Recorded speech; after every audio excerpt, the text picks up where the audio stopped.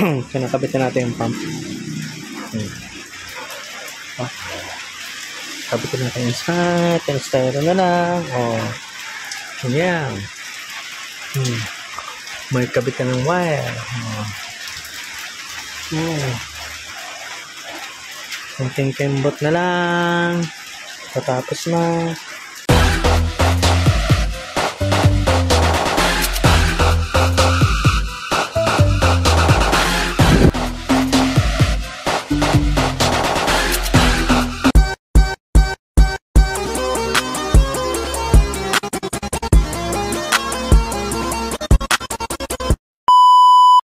Yon, welcome ulit sa ating Sparred Tatay Vlog. Another episode, another video ulit ang ipapakita natin sa ating greenhouse.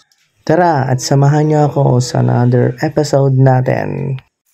Ang ginawa natin dyan, syempre nag-prepare ulit tayo dyan ng another PVC. Ayan, pasensya na, medyo nalabo ang video, nagbo-blur.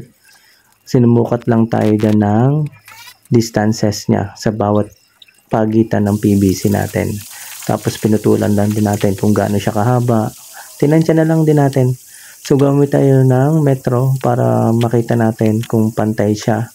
At the same time, ganun din sa pagbubutas. Dapat siya ay equally divided. Kung depende lang dun sa distance na nakalagay kanina. Ayan. So after natin magbutas dyan, ang unang nasunod natin gagawin dyan, lilihain ulit natin. Para mamaya pag pininturahan natin, madikit ulit siya. Kasi kailangan pinturahan yan eh. So ngayon, binutasan din natin yung dulo. Sa hindi pala siya binutasan, parang inukita natin. Ayan, binawasan natin. Para naman mamaya pag naglagay tayo dyan, sumakto dun sa butas mismo na ginawa natin dun sa PVC kanina. So nilinis lang ulit natin. Tapos maya maya, tatalian na natin yan. So gumamit lang tayo dyan ng tansi or nylon. Ayan, medyo nahirapan ako kaya dumating si Meses. Tinulungan ako. So hindi pa nagtatagal, umiyak ulit si Bibi Kiro. Iniwan ulit ako dyan. So ayan, so tayo ulit yung nagtakid. Mag-isa ulit tayo dyan. Pagkatapos natin magtakid dyan, dumating si Meses. Tapos may dalang merienda. Merienda? Bigyan ni Meses. Yung tourist juice. Thank you. Kinakabitan natin yung pump. Kabitan natin yung side, yung styro na lang. Yan. May kabitan ng wire. Kunting kembot na lang. Patapos na. And after natin magtakid nung PVC kanina na orange, ayan, papunta dyan sa styro box, yung paglalabasan ng tubig. Water pump naman yung ating inintindi dyan na gawin.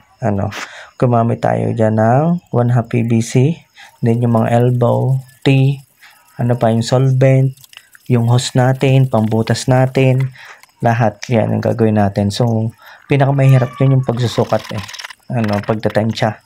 Kasi hindi naman tayo ganun ka-expert sa mga ganyang bagay. So, ako ano lang yung kakayahan natin.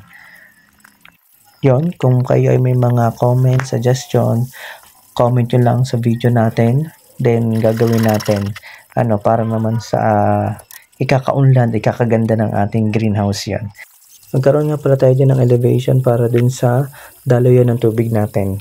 Nagbutas na rin tayo dyan para dun sa paglalagyan ng hose.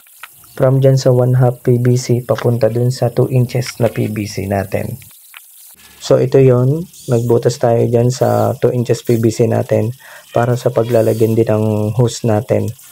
Yung ginamit ko palang drill bit dyan ay wood screw. Wala tayong maliit na drill bit kaya improvise lang natin. Gumamit na rin tayo ng gunting para mapaluang natin yung butas at magkasya yung hose. So yun lang, hindi natin natapos. Bukas na lang ulit for another video. Follow for more. Thank you for watching. Bye bye.